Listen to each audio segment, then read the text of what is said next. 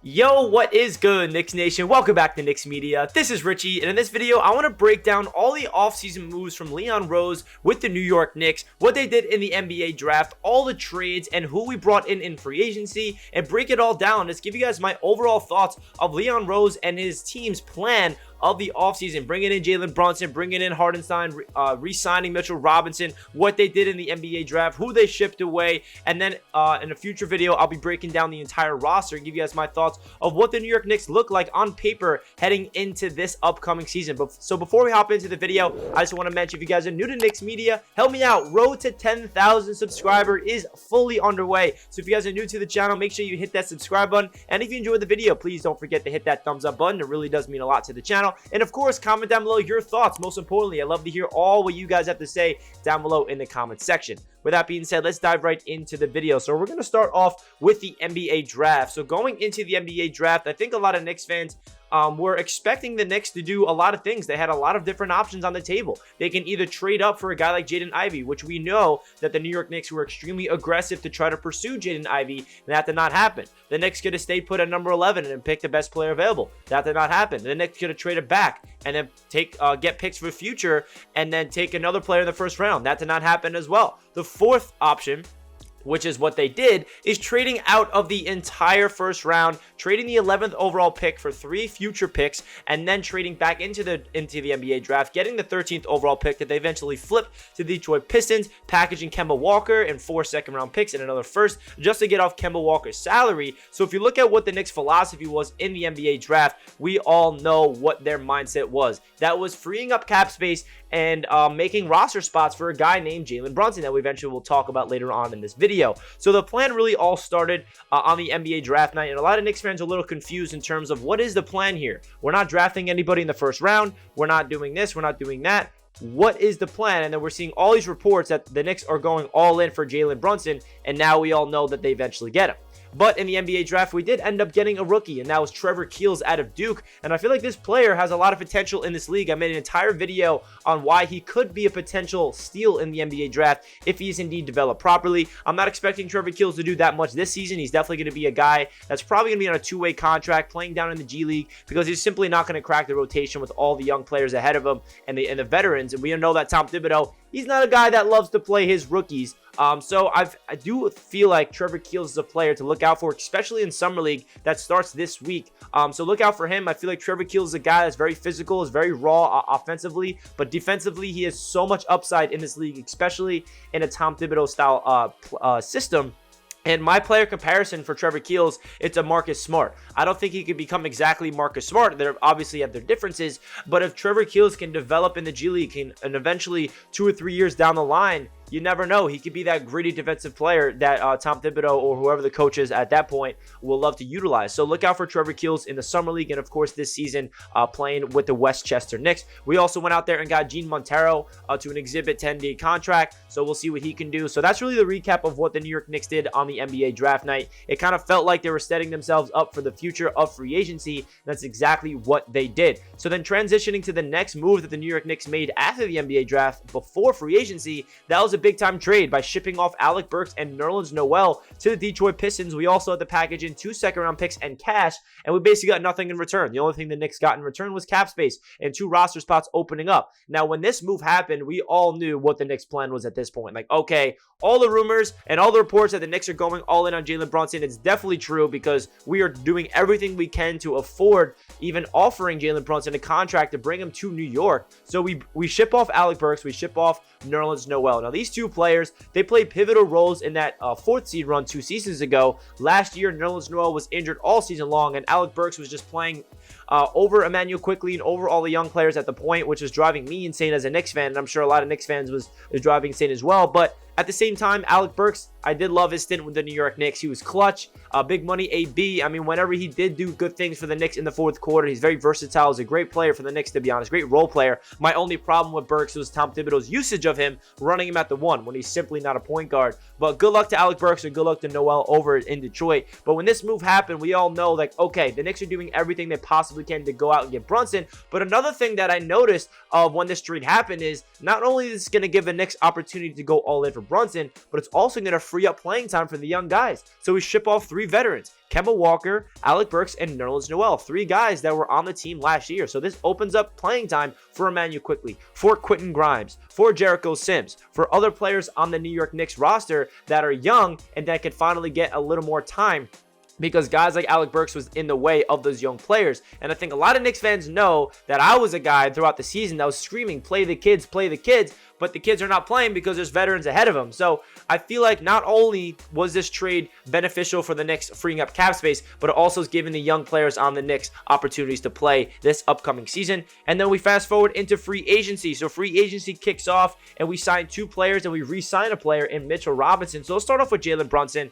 The Jalen Brunson deal, and actually an article came out today that the Knicks could potentially be getting investigated for tampering, basically talking to Jalen Brunson a little early. And I feel like everybody does tampering in the league now. We know that Chicago Bulls got hit up on it with Lonzo Ball last year. So if the Knicks have to sacrifice a second-round pick for that, it is what it is. I feel like we'll see what happens on that front. I don't really know any other details besides that some teams are definitely looking at the New York Knicks for tampering Jalen Brunson. But I digress. Jalen Brunson signed a 4-year deal, $104 million. And, you know, the one thing that tells me about this that I'm happy is that Jalen Brunson wanted to come to New York. It's obvious that he had a lot of ties here. His dad got hired as an assistant coach. Leon Rose was his agent. Leon Rose's son is his current agent. Jalen Brunson grew up when he was a kid. His father was on the New York Knicks, so he was at the Garden as a young kid. And there's a lot of family ties that brought Brunson to New York. And another thing that I love about Jalen Brunson is he didn't want to stay with the Dallas Mavericks because he did not want to play under Luka Doncic's shadow. And he feel like he needs to be in a situation where they let him play free. They let him run the show. And I feel like Jalen Brunson coming to the Knicks on this 4-year, $104 million contract, he has every single opportunity to show that he is a guy. That playoff run when Luka was down with that calf strain and Jalen Brunson was playing without Luka out there taking over the Dallas Mavericks was no fluke. He just needs to be given the opportunity, and I feel like that's exactly what Jalen Brunson is going to bring to the New York Knicks, a stable, really good point guard that the New York Knicks have not had in a long, long time. And if you look at the contract, I know a lot of people feel like it's an overpay, 4 years, $104 million, but if you break it down, it is a team-friendly deal. It's going to be a descending value. I'm not sure the exact AAV per year, but I'm pretty sure it's going to start off high and then it's going to descend. So like, for example, it could be like $29 million cap hit this year, and then next year it's going to be like 27, and then year 3 of the contract is going to be like 25, and then year 4 of the contract will be 23. So that kind of benefits the New York Knicks long term, where they can free up some cap space as the years go on, so they can build around Jalen Brunson and RJ Barrett and the guys that they got on the roster. So listen, guys, I know that some Knicks fans are a little hesitant and they're a little upset that the Knicks went all in on Jalen Brunson, but I'm pretty happy that they did this, because what other route would you rather them take, in my opinion? You know, what do you want them to do? Run it back with Burks, run it back with Noel, run it back with Kemba, and then run it back with the same exact rosters last year? No, what Leon Rose was doing this offseason was cleaning up his mistakes that he made last year by signing these guys in the first place, which was a mistake. But it is good to see Leon Rose being progressive and not sitting on his hands and say, oh, all right, I set this team back by, you know, re-signing everybody last year to these long contracts. No, I'm going to attach assets, get rid of them, and bring in the best point guard on the market in free agency in Jalen Brunson. And guys, I know $104 million seems like a lot, but he's being paid as the 14th highest paid point guard in the league. And I really do feel like he's going to come to the Knicks, and a lot of Knicks fans are not going to care about the dollars that we gave him, because he's going to provide a big-time impact of playmaking, scoring, clutch ability, being able to set up RJ. Who knows, he can even help out Julius Randle's game a little bit. So I love the Jalen Brunson signing. I feel like a lot of Knicks fans are going to come around on it when the season does begin. And then Isaiah Hartenstein is the other new free agent we brought in on a 2-year, $16 million contract. Now, this is our backup center. He's going to be a player that's a very opposite style of Mitchell Robinson. He's that shooter that can stretch the floor. He's also a really good playmaker. He's also a good rim protector. So if Mitchell Robinson does get nicked up and he does get injured, unfortunately, I got a lot of confidence in Isaiah Hartenstein to come in as a starting center, or just being that long-term backup behind Mitchell Robinson. I feel like he brings a different element. He's also young, 25, 26 years old, that he has upside in this league.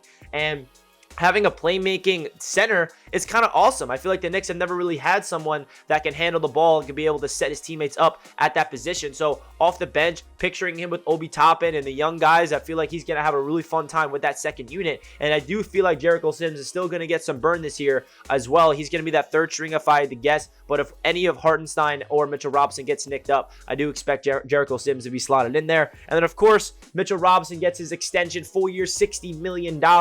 Let's go. I mean, this is the first Knicks draft pick that they gave a second contract since 1994. Pretty ridiculous stat right there. So Mitchell Robinson, in my opinion, he deserved this contract. We drafted him in the second round. He was a raw piece of clay. He was a guy straight out of high school, didn't even go to college.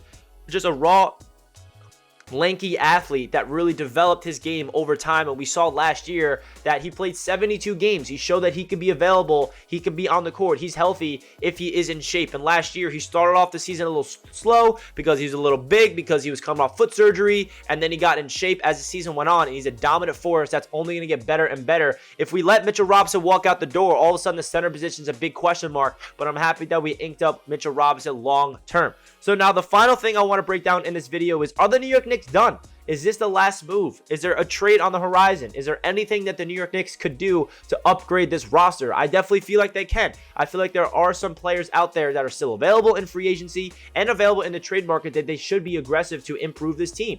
Just signing Jalen Brunson and bringing in Isaiah Hartenstein and then getting rid of Burks Noel and Kemba Walker, I do like those moves to get a little improvement for this season, but it doesn't move the needle for me to feel like we're any type of contending team. But at the same time, we do got to continue to develop the young players that we have on the roster that should give Knicks fans a lot of excitement. Quentin Grimes going into year number 2, IQ and Obi going into year 3, RJ Barrett potentially taking that all-star level leap in year number 4. There's a lot of things to be excited about with this Knicks team in terms of the young core that we have on the roster, but my biggest question is, are the New York Knicks done? What do you guys think? Let me know in the comment section down below. Do you feel like the Knicks are done with this offseason and this is the roster that we're going to go into the season with? Or do you think there's another trade on the horizon? Maybe they're trying to ship off Evan Fournier and get off his contract and free up some playing time for Quentin Grimes and the young guys like quickly? Or do you feel like there's another star out there that you want them to pursue, like a Donovan Mitchell, or another player that you guys feel like that the New York Knicks should be aggressive in trading for, or another player in free agency that they can bring in? Because they do have some cap space, especially if they want to waive Taj Gibson, they can free up some money to bring in another veteran, because there are a lot of free agents that are still available. So let me know your thoughts down below of all of the offseason moves from Leon Rose, and if you want to see them make anything else. I would love to hear what you guys have to say down below in the comments. Please do not forget to like the video if you guys enjoy, and I'll catch you guys in my next video. Let's go Knicks. Peace out.